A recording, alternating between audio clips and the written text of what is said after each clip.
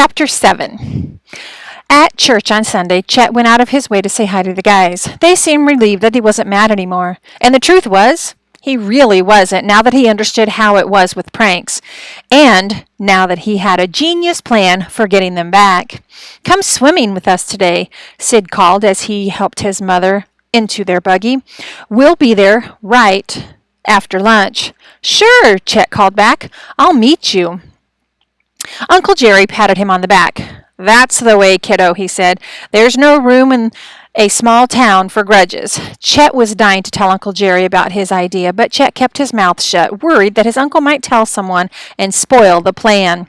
He saw Minnie Marston as he was leaving the churchyard. She waved to him and smiled like she wanted him to go up and talk to her. For months last spring, Chet had prayed that Minnie would look in his direction. But now, he didn't have time for girls, not even Minnie. He had to get to the creek before the guys. He waved to Minnie and headed home. Uncle Jerry was going to the diner to take care of some bookkeeping, and Chet headed home to change. He grabbed the bag he packed that morning. Inside was a bottle of ketchup, one of his old work boots, and the white cap he always wore at work. Everything he needed. He hurried to the creek, which was completely quiet, and went straight to work. His plan had two parts. First, he wanted to make the guys think he had been attacked and dragged bloody and screaming into the creek. He dribbled some ketchup along the dock and at a trail of blood. He put his boot in the middle of the dock and covered it with ketchup. He did the same to his cap. Chet stood back and admired his work. So far, so good. Now Chet took off his undershirt and trousers and kicked off his boots. He hid them in the tall grass. Then he went to the wettest part of the bank. He scooped handfuls of the slimiest mud he could find and smeared it onto his face, his arms, and his chest. He used extra mud to cover his head so that no hairs poked through. He had no idea what the creek devil was supposed to look like, but he was pretty sure it didn't have orange hair. Chet was just finishing when he heard voices. The guys! Chet closed his eyes and took a deep breath. Then he let out the biggest, loudest scream he could muster. He screamed like he was terrified, like he was in agony. And then he splashed loudly into the creek, careful not to wash off the mud. He screamed some more and then waded into the reeds and hid. "Chet?" Sid called. "That you?" Chet didn't answer. He couldn't see the guys, but he heard their heavy breathing and their panicky voices. "Where is he? Is that his boot? What the—" "Oh my God," Sid whispered. "Is that blood?"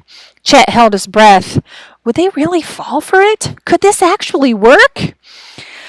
"Chet," Sid called. "Chet, you there?" Chet had to puff up his cheeks and keep from bursting out laughing. "Isn't that Chet's cap?" Dewey whispered. A few seconds went by. "What's happening?" Monty said quietly. "They're falling for it. Now is the time for part 2.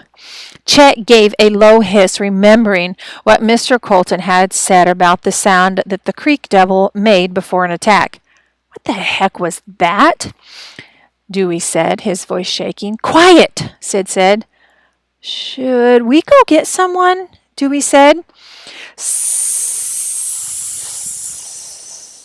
Chet was impressed by how spooky he sounded. Next, he started to moan, low at first, then louder. He poked his head through the reeds. Not all the way through, just enough for the guys to catch a glimpse of a hideous head covered with black slime. The guys stared with bugged-out eyes and wide-open mouths. "Ah!" they screamed. Dewey went tearing away. "Ah!" screamed Sid and Monty. They turned to run, and that's when Chet leaped out of the water. "Got you!" Chet shouted. Sid and Monty stopped short. Their faces were dead white. "I got you good." He waited for their terrified faces to melt into smiles, for them to laugh their heads off and tell Chet he was a genius. But they didn't. Sid stomped onto the dock. He leaned close to Chet, his face all twisted up and furious. His fists were clenched. Chet jumped back. Was Sid going to deck him? Monty pulled him away. "He's not worth it," he said. "You're an idiot," Sid growled. "We really thought something bad happened to you." How could you think that would be funny? Monty said.